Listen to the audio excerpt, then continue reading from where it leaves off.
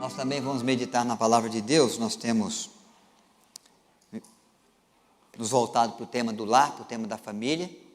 Hoje é o último domingo de maio já, né? Estamos caminhando muito rapidamente para o meio do ano de 2022 e queremos seguir refletindo, meditando sobre a família.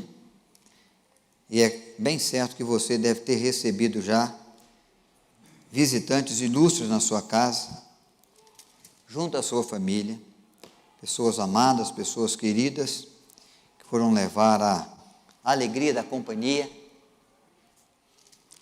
que foram celebrar com você algum momento precioso da sua vida, ou que foram lá para te ajudar, para te socorrer, para te animar, para dar uma companhia de auxílio diante de uma dificuldade. Mas a verdade é que nós vivemos essa graça, essa bênção, de ter pessoas que visitam a nossa casa. E algumas delas se tornam um instrumento muito grandioso do agir de Deus em favor da nossa família também. Porque nos dão boa companhia, nos dão bom conselho, manifestam bondade, manifestam carinho, trazem cuidado. Pessoas muito especiais, né, que nos ajudam na caminhada, diante de momentos difíceis ou mesmo nos momentos fáceis, nos momentos de celebrar, de agradecer por coisas boas que acontecem também. Mas eu vou ler 3 textos hoje de famílias que receberam a presença do próprio Jesus na sua casa. E a companhia de Cristo, como sempre, muito abençoadora, muito amável, muito bem-vinda. É uma companhia que nos deixa alguns alertas referentes à nossa vida, referentes à nossa família, referente ao nosso lar. Então eu quero meditar com vocês para que, em razão da visita ilustre de Cristo, em algumas casas, junto a algumas famílias, possamos ser alertados também por esse visitante tão ilustre. Imagine a alegria daqueles que podem receber na sua casa o próprio Deus, o Emanuel, Deus presente junto à sua família. E Cristo fez isso junto a muitos lares, mas eu reservei 3 aqui, para nós destacarmos e para trazermos para a nossa vida, para a nossa família, para a nossa casa, o alerta que Cristo deixou junto a cada um desses lares. O alerta de um visitante ilustre. E ainda bem que, como filhos de Deus, como aqueles que o adoram, como aqueles que já receberam da fé em Cristo, nós também podemos receber e ter a companhia de Cristo conosco. Ele mesmo nos prometeu: estarei convosco todos os dias, até a consumação do século. Então ele visita a nossa casa também, pela sua palavra, no seu bom conselho, na presença do Espírito de Deus, que habita em nós. Ele visita, ele nos fala, porque às vezes Deus usa da voz, da palavra de um irmão, de uma irmã, que vem junto ao nosso lar para ser o falar de Deus ao nosso coração, ou a mão de alguém que se estende para nos ajudar, como sendo a mão providente de Deus que nos socorre. Deus usa da sua igreja, seu povo, para visitar a nossa vida. Ele o faz sempre num propósito de nos ajudar, de enriquecer o nosso lar e de trazer para dentro da nossa família o alerta, uma bondade, uma misericórdia, uma compaixão, mas algo que ele sabe que a gente precisa para continuar seguindo bem, seguindo com confiança, seguindo com alegria, seguindo com esperança no coração.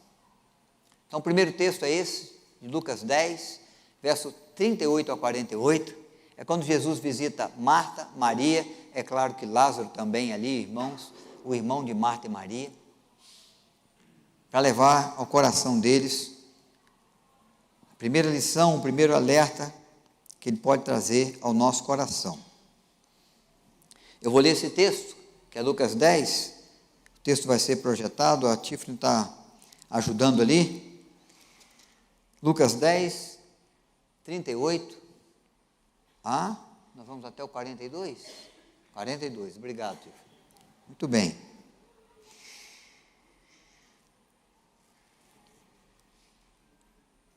Indo eles de caminho, entrou Jesus num povoado, e certa mulher, chamada Marta, hospedou na sua casa. Tinha ela uma irmã chamada Maria, e esta quedava-se assentada aos pés do Senhor a ouvir os seus ensinamentos. Marta agitava-se de um lado para o outro, ocupada em muitos serviços. Então se aproximou de Jesus e disse: Senhor, não te importas que minha irmã tenha deixado que eu fique a servir sozinha? Ordena-lhe, pois, que venha ajudar-me. Respondeu-lhe o Senhor: Marta, Marta, andas inquieta e te preocupas com muitas coisas. Entretanto, pouco é necessário, ou mesmo uma só coisa. Maria, pois, escolheu a boa parte, e essa não lhe será tirada. Deus acrescente graça à nossa vida, na reflexão que fazemos da sua palavra, pelo bom ensino que Ele pode dar, quer dar, sempre ao nosso coração, à nossa vida, à nossa casa. Esse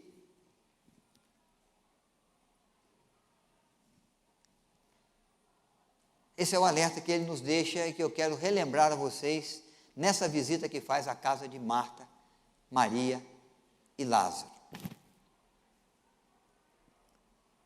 É claro que receber um visitante tão ilustre como Jesus de Nazaré, que já tem a sua grande popularidade, que é o homem que é acompanhado por multidão, que faz sinais e prodígios, que cura enfermidades e que transforma água em vinho, que é aclamado pelo povo, que é querido pelo povo, vai trazer no coração de qualquer mulher uma expectativa e um desejo de acolher sempre muito bem. E é bom lembrar que Jesus, ele não vem só, ele vem com uma comitiva inteira. Pelo menos 12 apóstolos o acompanham todos os dias. E se hospedam aonde ele se hospeda. Se alimentam aonde ele se alimenta. Acolher Jesus em casa, apesar de nós vermos aqui nessa imagem apenas a representação de Marta e Maria, a casa devia estar cheia, com os 12 apóstolos, com alguns outros que, quem sabe, a própria Marta e Maria convidou, porque receber um visitante tão ilustre assim, é a oportunidade de a gente trazer outras pessoas para aproveitar da boa companhia, vizinhos nossos, amigos nossos chegados, familiares outros nossos, que fazem parte da nossa vida, que convivem com a gente sempre. E com certeza Lázaro tinha convidado alguém, e Marta e Maria, ou um familiar, ou um vizinho, ou uma amiga, ou um amigo. A casa deveria estar cheia, e casa cheia é sinônimo de muito trabalho. Tem as refeições para servir, tem as coisas para ajeitar.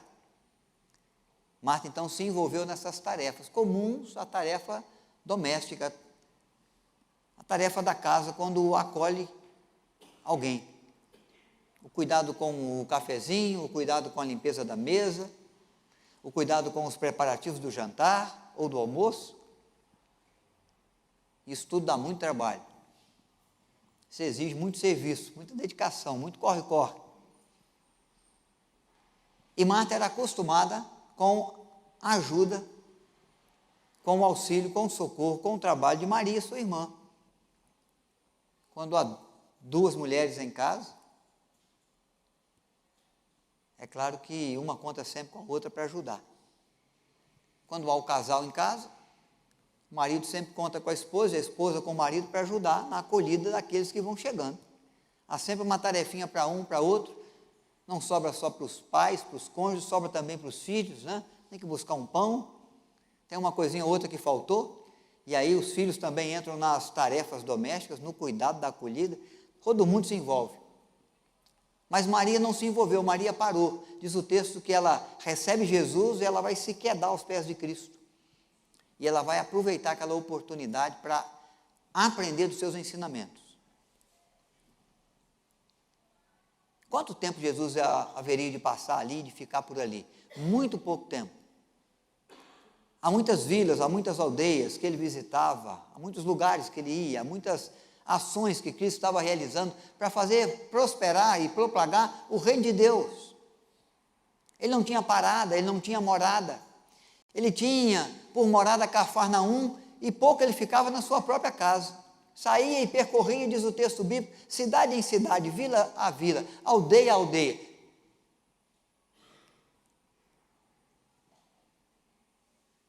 Chegando Jesus agora nesse povoado, escolheu a casa de Marta, que a Marta convidou para ele ir. E ele aceitou o convite e foi até a sua casa. E se hospedou ali com os seus discípulos, porque ele não dava para falar com os discípulos, eu vou, mas vocês ficam aí fora, cada um dá o seu jeito por aí. Eles eram parte da comitiva. E nesse texto, que nós já lemos, que estamos avaliando, há um grande ensinamento de Cristo para nós, especialmente para nós no mundo de hoje, de um corre-corre, de uma agenda muito cheia. É a necessidade de escolher a melhor parte. Porque há muitas tarefas para a gente realizar, há muitas coisas para a gente ver. Quando você chega na casa, você tem os trabalhos domésticos. Você sai de casa, você tem os seus trabalhos corriqueiros da sua vida profissional. Quando você olha para a agenda do seu dia, você vê que há muitas coisas que você tem que fazer e há outras que você gostaria de fazer, mas vamos jogar já para amanhã, porque hoje não vai dar. Quem sabe só para a semana que vem, porque o nosso tempo, a nossa agenda vai sendo todo tomado com ações que a gente vai julgando ser mais urgentes e que necessitam da nossa prioridade. Então Marta chega reprovando a atitude de Maria, e não só de Maria, até mesmo reprovando a atitude de Cristo, porque ele vê que Maria está parada, ouvindo, recebendo os ensinamentos também, como outros na casa, e ainda não se incomodou com isso. Não disse para Maria, olha, agora levanta e vai ajudar a sua irmã, porque eu estou vendo que ela está num corre-corre grande aqui, para atender todas as demandas da acolhida daqueles que estão junto à família. Então ela chega e diz, Senhor, o Senhor não se incomoda de me ver servindo sozinha às mesas, de me ver preparando tudo aí, e a minha irmã parada, sentada diante dos seus pés, só ouvindo.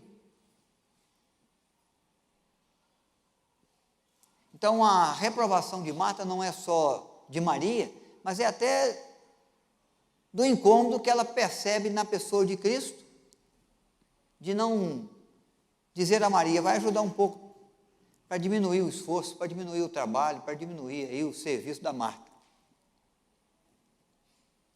Mas Jesus vai fazer essa revelação e vai dar esse alerta muito precioso para Marta. Olha, Maria escolheu a melhor parte, e o que ela escolheu não pode ser tirado. Maria está dando prioridade ao ensinamento de Cristo.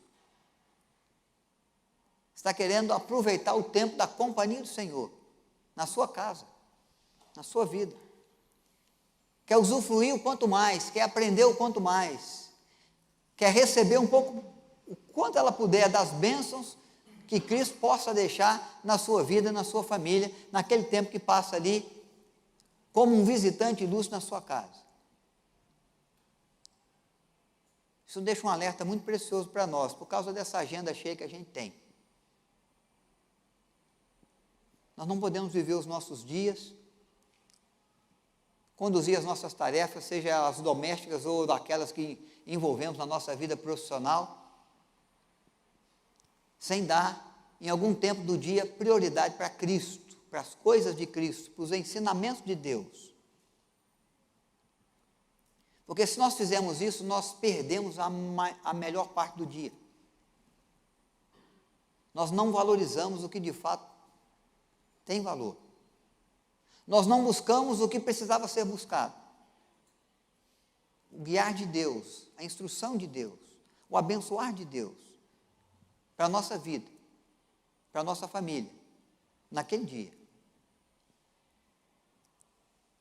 Então, eu não preciso ficar dando muitos exemplos aqui, porque eu sei que você já tem seus próprios exemplos do quanto você gasta do tempo com o seu trabalho, do quanto as suas tarefas têm tomado do seu esforço, do seu empenho e do tempo do seu dia. E de quantas vezes e quantos dias na semana, no mês de maio, você conseguiu se reunir junto à palavra de Deus para buscar com exclusividade o Senhor, sem se preocupar com uma mensagem que chegou no WhatsApp, num barulhinho que deu lá no seu celular, sem ter a sua atenção despertada por um telefone que tocou, por um problema que você se lembrou que ainda não foi resolvido e precisa correr para resolver. E às vezes o dia passou e a semana passou e você não teve esse tempo que Maria teve, você não se preocupou com isso, porque você estava envolvido com as tarefas. É isso que Jesus fala. Marta estava agitada de um lado para o outro, ocupada com os muitos serviços. Nós também temos muitos serviços, muitas demandas. O serviço de casa não acaba nunca. Você termina hoje, quando você acha que terminou, você já fica pensando que amanhã tem toda a louça na pia de novo. Tem toda a sujeira pelo chão da casa. Tem mais roupa para lavar, outras ainda para passar. E você tem que sair para o trabalho, para dar uma carga horária ainda de trabalho de 8 horas. Então eu sei que a demanda é grande. Como era para Maria, é também para mim, é para você. Mas o Senhor vai responder para Marta no 41, andas inquieta e te preocupas com muitas coisas. Mas, no entanto, pouco é necessário.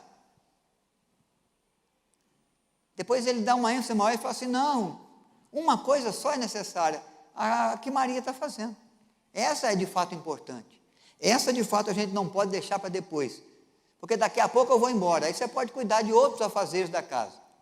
Daqui a pouco eu vou embora, aí você não tem mais oportunidade de ouvir os meus ensinos, de ter a minha companhia, de aproveitar da ação abençoadora que o Senhor pode trazer à sua casa, à sua vida. Então ela escolheu a melhor parte, a parte que abençoa, a parte que enriquece, a parte que fortalece para depois você fazer. A parte que instrui, que te dá sabedoria, para que você possa fazer do jeito certo e alcançar o melhor resultado. Primeiro a gente senta diante de Deus. Primeiro a gente coloca diante de Deus o nosso coração. Primeiro a gente abre a nossa mente para receber dos seus ensinos. Primeiro a gente busca o Senhor. Vive um tempo de comunhão com Ele. Depois nós seguimos nas nossas tarefas. O que acontece é que a semana passa, o dia passa, e nós nos envolvemos com muitas coisas. E não conseguimos sentar diante da palavra de Deus para ter um tempo de comunhão preciosa com o Senhor, de busca exclusiva, da direção de Deus, do abençoar do Senhor, para esse momento que a gente vive, para um desafio que a gente passa, para uma aflição, um tempo de aflição que a gente atravessa, porque nós somos tomados pelas nossas coisas. E a nossa família não tem esse tempo com Deus. E na nossa casa a gente não tem esse tempo para sentar diante de Deus, para buscar com exclusividade o Senhor. Até às vezes quando vemos ao culto, que é um momento pequeno aqui, do dia que a gente vive, da semana que a gente vive. São 2 horas de encontro na manhã, 2 horas de encontro à noite. Eu não consigo passar aqui esse tempo sem olhar uma mensagem do WhatsApp que de repente chega para mim. Ou sem enviar uma mensagem para alguém, falando de alguma coisa que eu já estou planejando para quando eu sair daqui, ou que eu já estou tentando resolver para adiantar a atividade da minha semana, numa tarefa que eu tenho que fazer. Então eu não busco com exclusividade. Eu vivo no caminho de Marta. Marta está errada por fazer as ações? Não, ela não está errada, porque ela sabe que tem tarefas. Você não pode deixar de cumprir os seus compromissos, de cumprir as suas ações, de fazer o seu serviço e de realizá-lo bem. Mas às vezes você perde a melhor parte quando você não se prepara para isso diante de Cristo. Não para ouvir os seus ensinos, o seu conselho, a direção que Ele pode dar, a bênção que Ele pode trazer. O quão precioso pode ser esse tempo de busca exclusiva do Senhor antes de realizar as tarefas, os serviços, as ações que eu preciso fazer. Então, a visita ilustre de Jesus na casa de Marta deixa para ela um alerta. Olha, é preciso escolher a melhor parte. Porque às vezes a gente se envolve com muita coisa, gasta muito do nosso tempo com aquilo que não atende, que não gera benefício. Estou falando por enquanto de trabalho, que sempre vai gerar benefício. Mesmo assim, Jesus está dizendo o quê? Tem que ser feito na medida certa, tem que ser feito na hora certa, e não pode tirar a exclusividade da busca pelo Senhor. Agora, fico pensando nas inúmeras coisas que a gente se envolve, que a gente faz, que roubam o nosso tempo, e que nem vantagem dá, e que nem benefício traz. Eu descobri recentemente, ouvindo uma palestra com os jovens, lá na igreja do Jardim São Vicente, que existe um aplicativo no celular que dá para a gente saber quanto tempo a gente leva no celular por dia. Eu nem sabia que tinha essa configuração aí.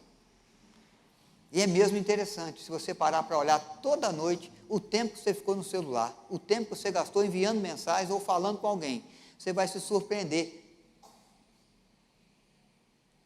Porque normalmente não é menos de 2 horas por dia. É daí para mais. E olha que eu não sou o cara que falo muito, não sou o sujeito que manda mensagem e que ouve, que assiste tudo quanto é vídeo que eles me encaminham. Seleciono bastante. Para ir naquilo que eu sei que eu não posso deixar de falar, de responder, né? E para responder algumas coisas que a gente pode até deixar, mas a gente faz questão de responder pela consideração, pela amizade, né? Ou pela oportunidade de dar um sorriso com alguém. Mas é interessante como a gente fala com tanta gente, um tempo tão grande do dia, e não consegue falar com o nosso Deus. Não consegue parar diante da Bíblia para que ela fale conosco um pouco, alguns minutos. Estamos perdendo a melhor parte.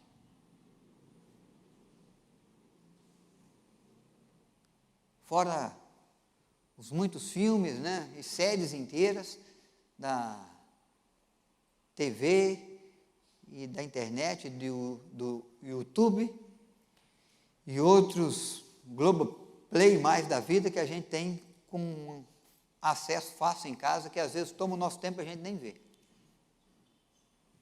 Com o comentarista do futebol e outras coisas mais, que vão roubando nosso tempo, aquele tempo que já é tão pequeno, aquele que a gente dizia que já não dava para fazer nem o que você queria, e que de repente entra no meio e toma um pouco mais das suas ações, das suas tarefas, e te envolve com um pouco mais de coisas, e tira de você a melhor parte, o tempo de estar com o Senhor. Então Jesus vai à casa de Marta para alertar essa grande verdade, para fazer essa grande alerta para ela e para nós.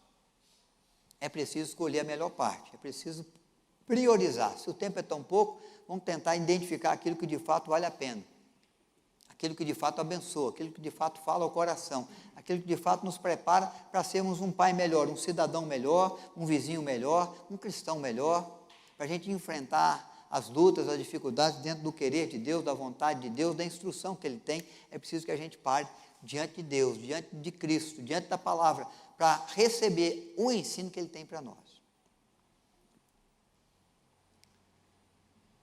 A outra casa que ele vai visitar é a casa de Zaqueu. Só de ver no desenho o homenzinho sentado aí sobre o galho da árvore, você já sabe. Zaqueu, o publicano. O publicano não era bem visto por judeus, porque era alguém que servia o Império Romano. Servindo o Império Romano, ele tinha que impor sobre os judeus, que eram dominados pelo Império Romano, impostos pesados. Nós pagamos os nossos impostos, nós sabemos o que é isso, o judeu, ele vivia pagando impostos como o brasileiro paga. Então tinha a tarifa que era do governo romano, estipulada pelo governo romano nas coletorias de impostos. E tinha aquela tarifa que o publicano, dono da coletoria de impostos, colocava para poder pagar os funcionários e para poder fazer o seu próprio lucro, o seu salário do mês.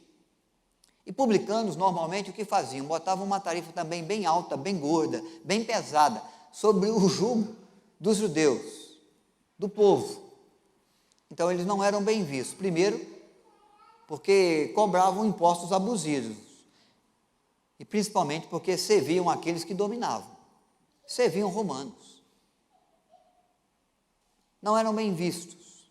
Eram tidos como corruptos e ladrões. Jesus chega a Jericó. Jesus caminha pela cidade.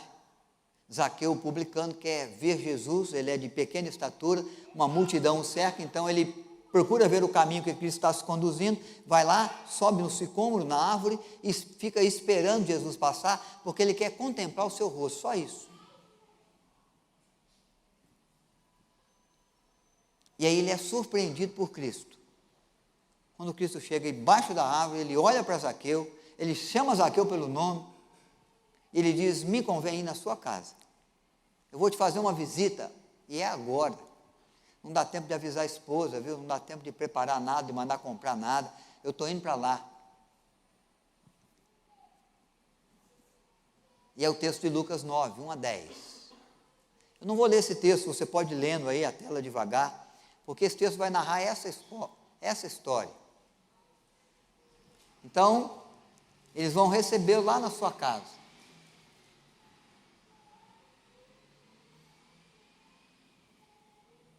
Será que está certo esse texto aí? 19, Lucas 19, Tiffany, 1 a 10. Obrigado. Lucas 19, 1 a 10. Então está lá a história de Zaqueu. Ele vai para a casa de Zaqueu, e na casa de Zaqueu acontece o que eles chamam de um milagre. O ensino de Cristo é recebido, a presença de Cristo é aquela que move o coração, e o que nós vemos como alerta é uma oportunidade transformadora. Receber Cristo em casa, receber o Evangelho de Cristo na nossa casa, na nossa família, é viver uma oportunidade que pode nos transformar, que pode nos ajudar a corrigir pecados, a corrigir enganos, a corrigir erros. E você conhece essa história, porque você sabe que Zaqueu vai viver a conversão e vai entender que o propósito de Deus para a sua vida não pode deixar que ele continue roubando nos impostos e defraudando alguém nos seus direitos. E ele agora é rico, ele está abastado de bens, ele precisa fazer alguma coisa por aqueles que não têm tanto recurso. Jesus é criticado por ir na casa do publicano, por ir na casa do pecador, mas ele vai na casa do pecador porque ele quer transformar, mover o coração, promover as mudanças, porque ele quer que Zaqueu viva as conversões que ele tem para ele e para a sua família. Ele vai lá exatamente para pôr o dedo no erro, para apontar as feridas, para mostrar qual que é o procedimento certo. E ao receber Jesus na sua casa, Zaqueu vive a oportunidade de mudança, de transformação. Ele vai resolver restituir 4 vezes mais aquele que ele roubou. Ele vai pegar a metade dos seus bens que sobraram depois da restituição de tudo e vai dar aos pobres, vai separar para auxiliar os necessitados, os pobres, para socorrer as pessoas. Aquele que era ganancioso, aquele que queria enriquecer, aquele que fazia uso ali daquele momento, daquele tempo, das coletorias de impostos, para acumular mais recursos, é aquele que vai dividir recursos.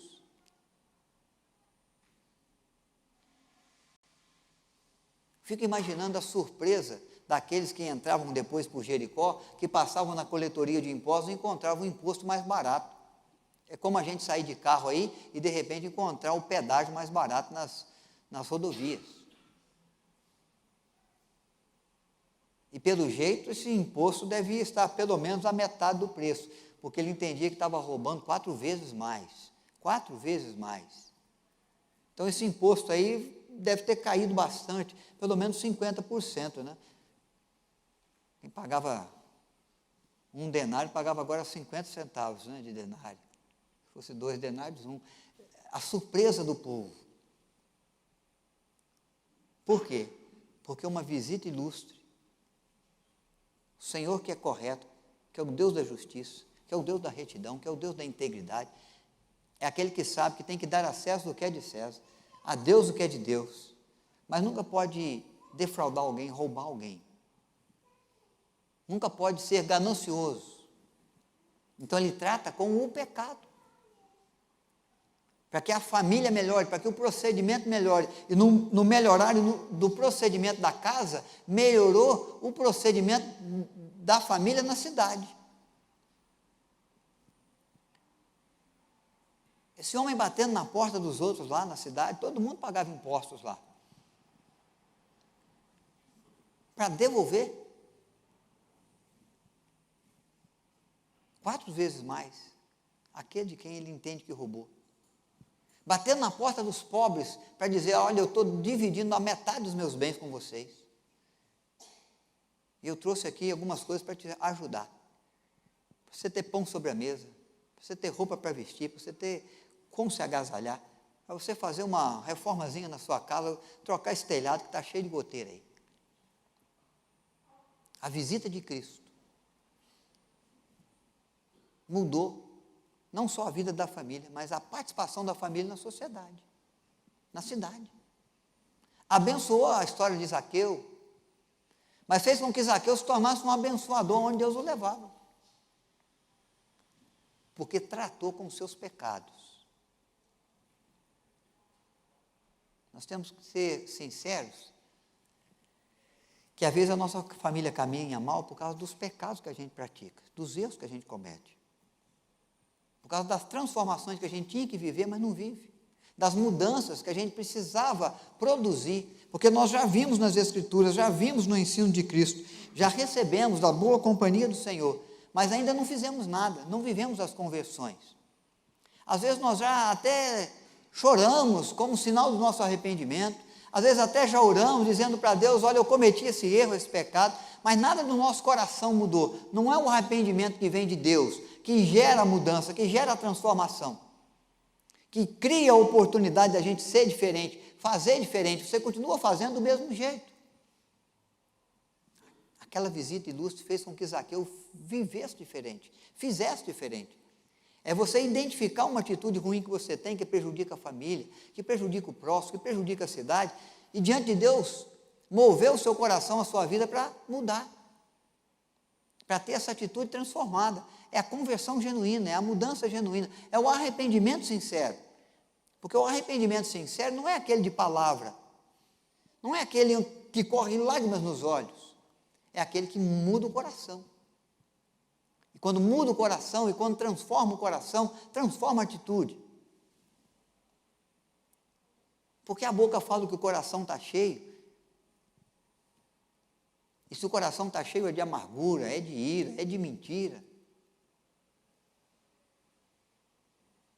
é de maldade, é de corrupção. É isso que a gente vai falar, é disso que a gente vai fazer. Mas o coração de Zaqueu foi transformado com aquela visita ilustre da companhia de Cristo na sua casa. Ele aproveitou para receber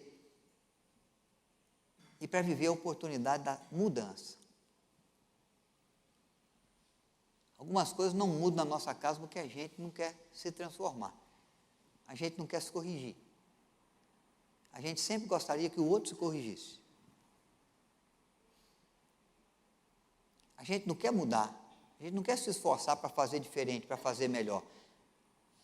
A gente espera que o cônjuge faça, que o pai, que a mãe, que o outro irmão, o irmão mais velho, que ele tome atitude, não eu.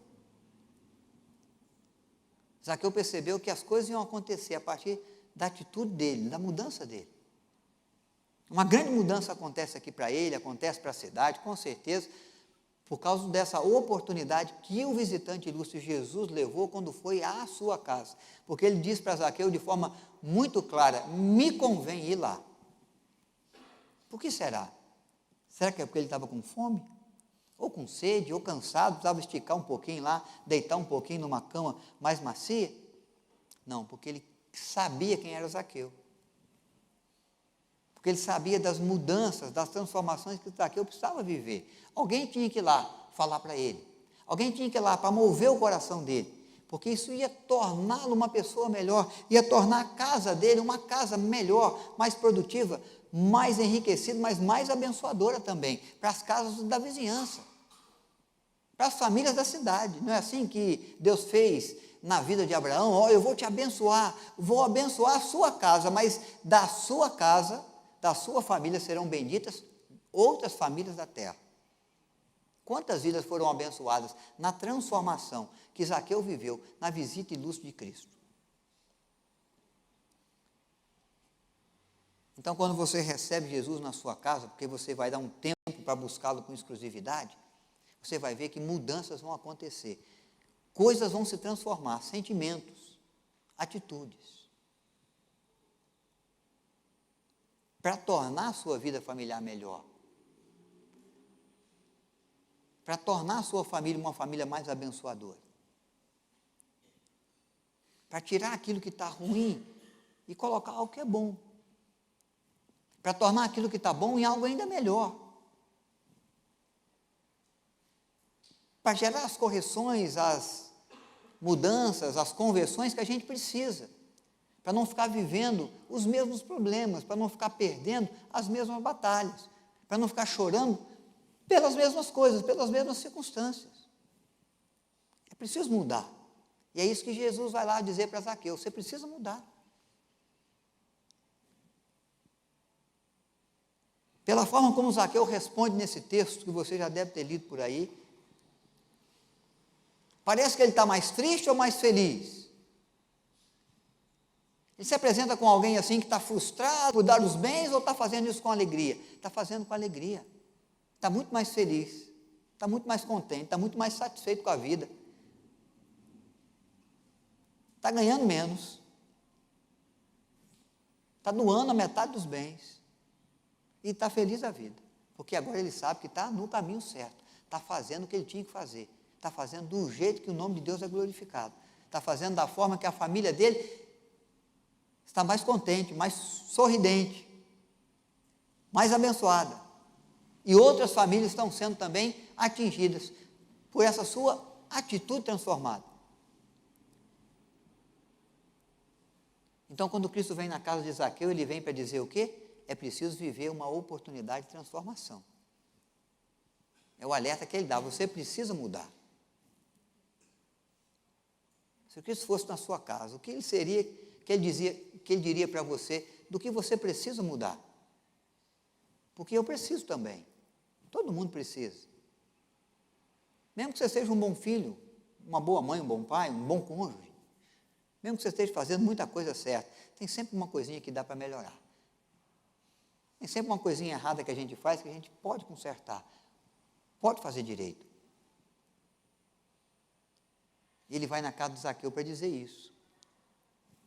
Ele vai na minha casa, ele vai na sua, quando você o busca com exclusividade, num tempo que você reserva para adoração, para culto, para se colocar diante dos seus ensinos, para dizer para você: você pode melhorar nisso. Você precisa mudar essa atitude, esse jeito de falar, esse jeito de reagir, esse temperamento tão difícil. Você precisa melhorar. Se você melhorar, você vai viver melhor. Sua casa vai ser mais sorridente, sua casa vai ser mais abençoada e mais abençoadora. Aproveite a oportunidade para considerar os seus caminhos. Vê se há aí algum caminho mau. Peça ao Senhor que o guie pelo caminho eterno.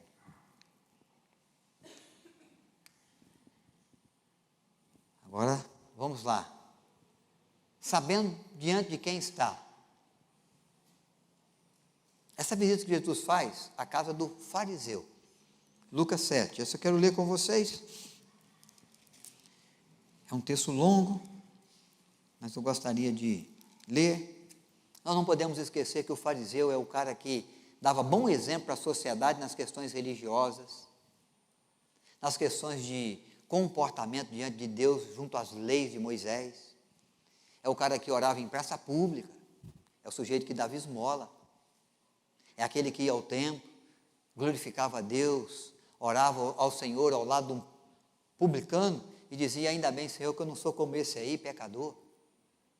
É o cara que era aplaudido, era o homem que passava na rua e as mulheres conversando entre elas, às vezes diziam assim: é um homem desse que eu quero ter em casa. É esse tipo de gente aí, ó.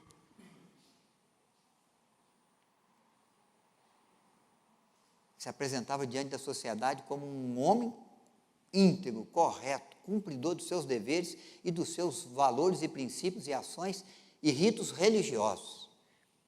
Exemplo de cidadão. Exemplo de judeu.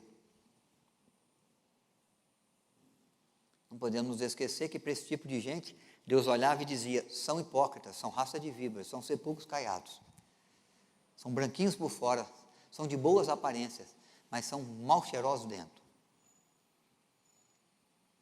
E ele vai visitar a casa desse fariseu, um dos grandes líderes do povo, da nação judaica, um exemplo de pessoa aos olhos da sociedade. Lucas 7, 36 a 50. Vamos lá. A pecadora que vai ungir os pés de Jesus convidou um dos fariseus para que fosse jantar com ele. Jesus, entrando na casa do fariseu, tomou lugar à mesa. Eis que uma mulher da cidade, pecadora, sabendo que ele estava à mesa na casa do fariseu, levou um vaso de alabastro com unguento. E estando por detrás dos seus pés, chorando, regava com as suas lágrimas e enxugava com os seus cabelos, e beijava-lhe os pés e ungia com unguento. Ao ver isto, o fariseu que o convidara disse consigo mesmo: se este fora profeta, bem saberia quem e qual é a mulher que lhe tocou, porque é pecadora. Dirigiu-se Jesus ao fariseu e disse: Simão, uma coisa tenho a dizer-te. E ele respondeu: dize-a, mestre.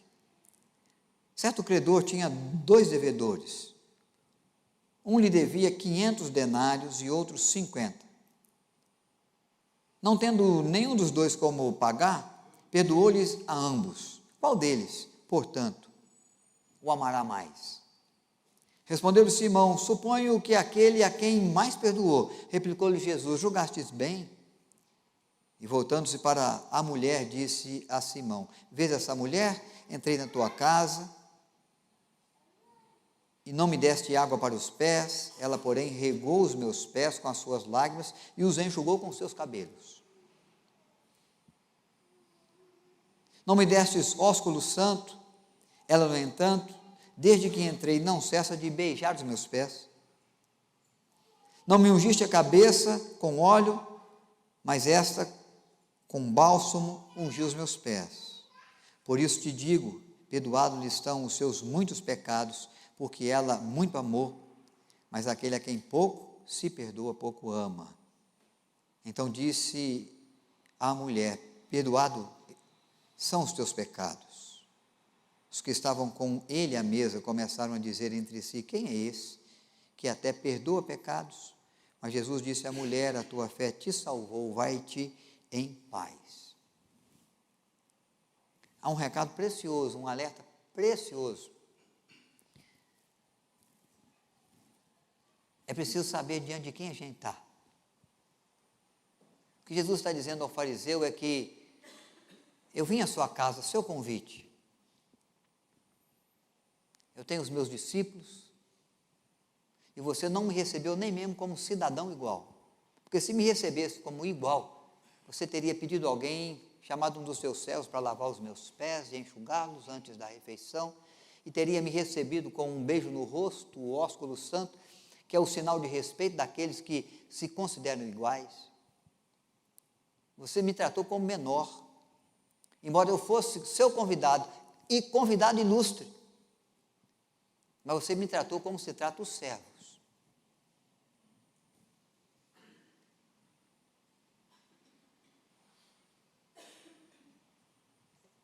Essa mulher, desde que cheguei,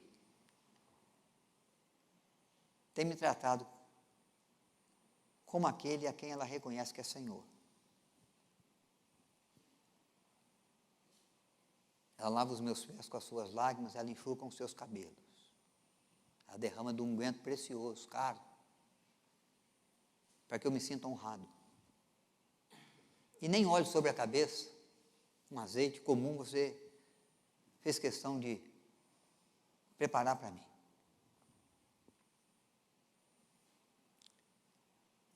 Então, às vezes, na nossa casa, nós temos a palavra de Deus, nós temos o Evangelho, nós temos a fé, mas às vezes nós esquecemos diante de quem nós estamos. Nós tratamos o Senhor Jesus, tratamos o Evangelho como um de nós. Ou como alguém que às vezes mereça menos que nós, menos do nosso tempo, menos da nossa atenção, menos da nossa obediência, menos da nossa honra. Qualquer pessoa se torna um visitante mais ilustre. E vivemos como se Cristo não estivesse conosco. Como se Ele não contemplasse as nossas ações. Como se Deus não estendesse as mãos para nós para nos ajudar. Vivemos como aqueles que não sabem diante de quem estão. Para aproveitar da boa companhia, para reconhecer da santidade, para adorá-lo como ele precisa ser adorado e merece. Tocamos a vida do nosso jeito, da nossa maneira, da forma como bem entendemos, e esquecemos das diretrizes que ele dá, do caminho que ele prepara, das ordens que ele traz, do ensino que ele apresenta ao nosso coração. Entendemos tudo aqui no templo, entendemos tudo quando lemos, mas saímos para a vida como se não tivesse entendido nada e fazemos sempre do mesmo jeito, como se Deus não fosse Deus. Ou como se Ele estivesse tão distante que Ele não vai interferir, Ele não vai nos castigar ou exigir de nós na sua justiça. O fariseu é o cara religioso. É o sujeito que vai ao templo, é o sujeito que presta adoração, é o sujeito que ora, mas é o sujeito que não sabe diante de quem ele está. A mulher é pecadora, ela frequenta lugares ruins, ela usa o seu corpo para prostituição, mas naquele momento ela sabia muito bem diante de quem ela estava. Quando ela se colocou diante de Deus, sabendo diante de quem ele está, ela recebeu dele graça que perdoa o pecado, que promove paz na alma. Vai, a tua fé te salvou, vai-te em paz. Se tem algo te atormentando, se tem algo te perturbando, mulher, esquece isso, deixa isso para lá. Se tem um pecado batendo na sua mente, cobrando você sempre, está perdoado, segue o seu caminho, segue outro caminho. Vai na direção que eu mostro, anda no caminho que eu aponto. Mas vá em paz.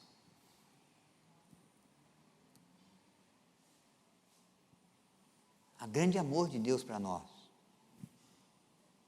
a grande bênção de Deus para a nossa casa, ao agir de Deus que pode promover paz no nosso lar, na nossa família, mas a gente tem que se portar como aqueles que sabem diante de quem está.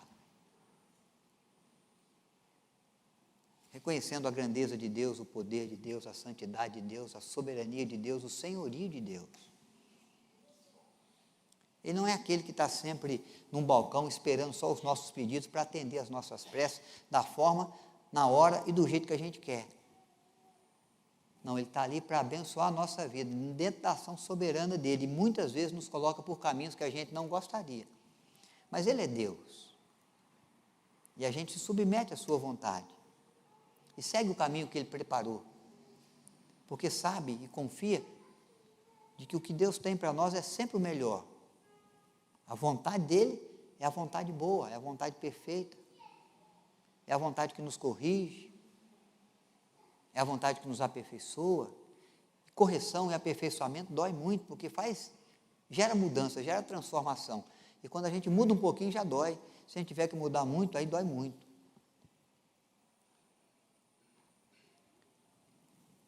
Mas essa mulher de quem não se esperava que soubesse quem é Jesus, é ela que sabia, o fariseu não. Daquele que se esperava, que já tinha entendido, porque convidou Jesus a ir para a casa dele, por quê? Não, já identificou Jesus o Messias. Já identificou em Jesus uma pessoa ilustre.